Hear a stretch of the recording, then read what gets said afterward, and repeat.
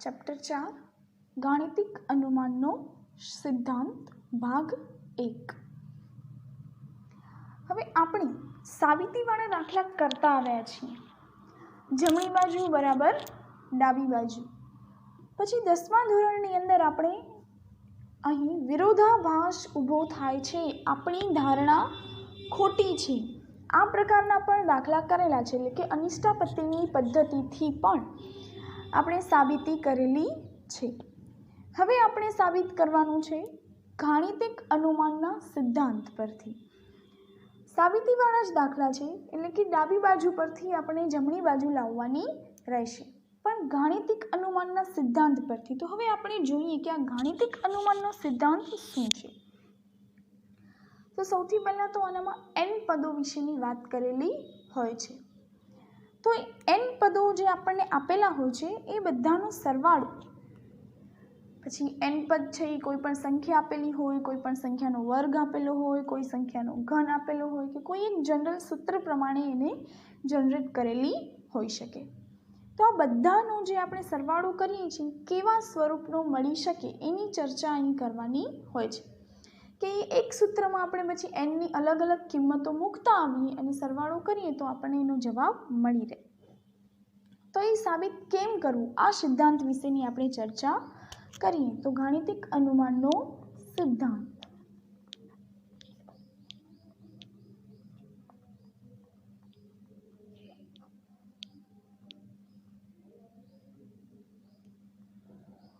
શું કહે છે?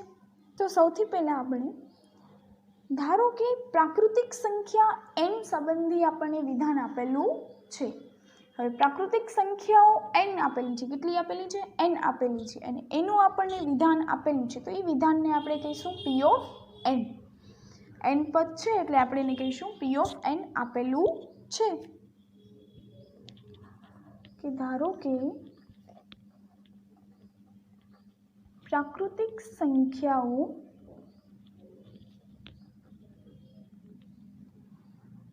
n સંબંધી એક વિધાન p of n આપેલું છે। તો હવે એનો પહેલો સ્ટેપ કે આપણે શું કરવાનું,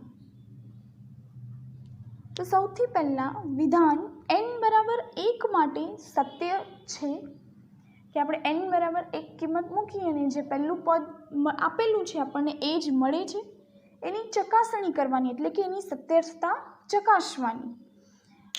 જો એ સત્ય હોય તો આપણે નેક્સ્ટ સ્ટેપ પર જવાનું। તો સૌથી પહેલા પહેલું સ્ટેપ કે વિધાન n બરાબર 1 માટે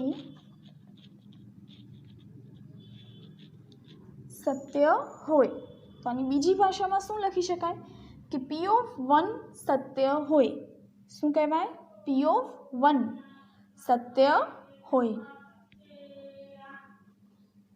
તો શું કરવાનું? તો હવે આપણે બતાવવાનું કે જો વિધાન જે છે એ n બરાબર કોઈ k વેલ્યુ માટે, હવે k કેવું આવે તો કોઈ ધન પૂર્ણાંકની વાત કરીશું, બરાબર? તો એ n બરાબર આપણે કોઈ k માટે એ કેવું છે? સત્ય છે। તો હવે વિધાનને n બરાબર k પ્લસ 1 માટે, k પ્લસ 1 માટે સત્ય છે એવું સાબિત કરવાનું, કે આ સાબિત થાય છે, તો એટલે કે p of k ની સત્યતા ચકાસવાની। p of k ની સત્યતા પરથી p of k પ્લસ 1 ની સત્યતા ચકાસવાની। જો એવું ચકાસતા આપણને સત્યતા મળી જાય તો કેવું થશે કે આ વિધાન જે છે એ n માટે સત્ય છે। શેના માટે સત્ય છે? તો n માટે સત્ય છે। તો શું કરવાનું કે જો વિધાન n બરાબર k માટે સત્ય હોય તો k કેવું આવશે? ધન પૂર્ણાંક, બરાબર? n બરાબર k માટે સત્ય હોય અને n જે k જે આપણે એની વેલ્યુ કેવી લઈશું? કોઈ ધન પૂર્ણાંક લઈશું। તો વિધાનને n બરાબર k+1 માટે પણ સત્ય હોય, એટલે કે P ઓફ k ની સત્યતા પરથી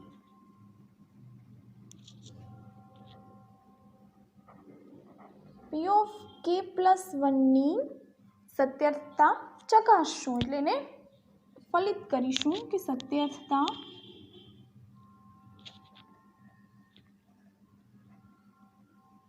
ફલિત થાય તો શું થશે કે P ઓફ n એ તમામ પ્રાકૃતિક સંખ્યા n માટે સત્ય છે થાય તો P ઓફ n એ અથવા તો વિધાન P ઓફ n એ તમામ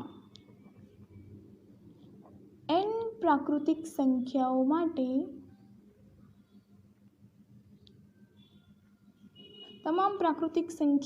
n માટે સત્ય છે.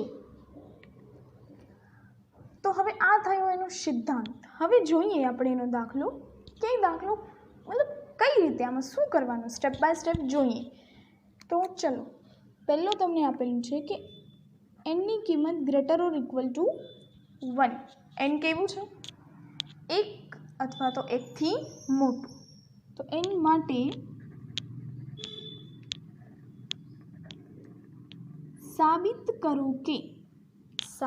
કરો કે શું સાબિત કરવાનું છે? તો 1નો વર્ગ પ્લસ 2નો વર્ગ પ્લસ 3નો વર્ગ બરાબર પ્લસ અપ ટુ પ્લસ તમને n પદ સુધી આપેલું છે બરાબર n+1 2n+1 છેદમાં 6 આ સાબિત કરવાનું છે. તો હવે આપણે પહેલાં તો વિધાનને નામ આપી દઈશું P ઓફ n, કે ધારો કે જે આપણે વિધાન આપેલું છે એને PF1 વડે દર્શાવીએ એટલે કઈ રીતે આવશે? તો PFn બરાબર x² + b² + 3² plus up to plus n² બરાબર n+1 2n+1 છેદમાં 6. હવે શેના માટે ચકાસીશું? તો સૌથી પહેલાં વિધાન n બરાબર k માટે સત્ય હોય તો આપણે ચેક કરીએ કે n બરાબર k માટે સત્ય છે. તો P ઓફ k આપણને મળશે 1નો વર્ગ પ્લસ 2નો વર્ગ પ્લસ 3નો વર્ગ પ્લસ અપ ટુ પ્લસ kનો વર્ગ બરાબર k × k+1 2k+1 અપોન 6. તો હવે આપણે શેના માટે સાબિત કરીશું? P ઓફ k+1 માટે આપણે સાબિત કરીશું. તો P ઓફ k+1 માટે હવે સાબિત કરીશું ને એવું બધું ના લખી તો ચાલે. ચલો, તો હવે આપણે P ઓફ k+1 માટે કરીએ તો શું મળે? 1નો વર્ગ પ્લસ 2નો વર્ગ પ્લસ 3નો વર્ગ plus up to plus k² અને પ્લસ k+1 હોલ સ્ક્વેર આટલું મળે. તો જુઓ, તમારી પાસે P ઓફ k ની વેલ્યુ છે. P ઓફ k ની વેલ્યુ છે. કેટલી છે? તો k+1 2k+1 અપોન 6. તો તમે આટલા પદ k પદ સુધી તમે આ વેલ્યુ મૂકી શકો. ચલો, આને સમીકરણ 1 આપી દો, પરિણામ 1 આપી દો. તો પરિણામ 1 પરથી તમે આની કિંમત છે મૂકી શકો છો. k+1 2k+1 upon 6 plus k+1². એનું કારણ શું મળશે? તો પરિણામ 1 પરથી. ચલો, હવે સૌથી પહેલાં લસા લઈ લઈએ. છેદમાં 6 છે જે આખાના છેદમાં આપણે આપીશું. k+1 2k+1 plus 6 k+1 whole square upon 6. ચલો આજે હું એક એક સ્ટેપ બતાવું છું, પછી વચ્ચે અમુક સ્ટેપ જે છે એની ગણતરી સાથે સાથે કરી લઈશું. આ થશે કે પ્લસ 1 2k પ્લસ ચલો હવે k પ્લસ 1 છે એ સામાન્ય લઈ શકાય. k પ્લસ 1 સામાન્ય લ્યો તો તમને શું મળ્યા? 2k² પ્લસ k, અને આમાંથી શું મળશે? 6 × k પ્લસ 1 છે એ મળે. તો હવે 6 છે એને આપણે ગુણી દઈએ તો 6k પ્લસ 6 છેદમાં 6. તો k plus 1 2k² plus 7k plus 6. હવે જો આ તમને ડાયરેક્ટ ગણતરી કરી અને ડાયરેક્ટ તમે આ સ્ટેપ લખી શકો છો, બરાબર. હવે આપણે 2k² પ્લસ 7k પ્લસ 6 એના અવયવ પાડીએ. તો એના અવયવ શું પડશે? 4 તેરી 12 અને 4 + 3 7. તો એને ડાયરેક્ટ અવયવ આપણે લખીએ તો શું મળે?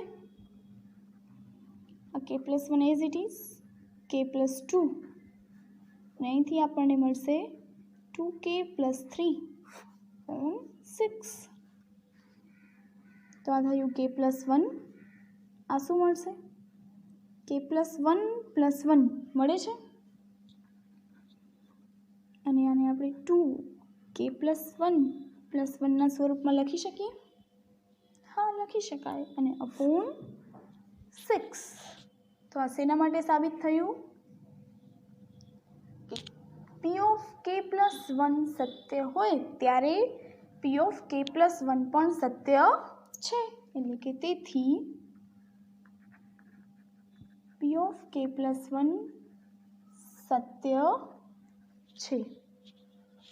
તો આમ ગાણિતિક અનુમાનના સિદ્ધાંત પરથી તમામ પ્રાકૃતિક સંખ્યાઓ n માટે વિધાન p ઓફ n સત્ય છે.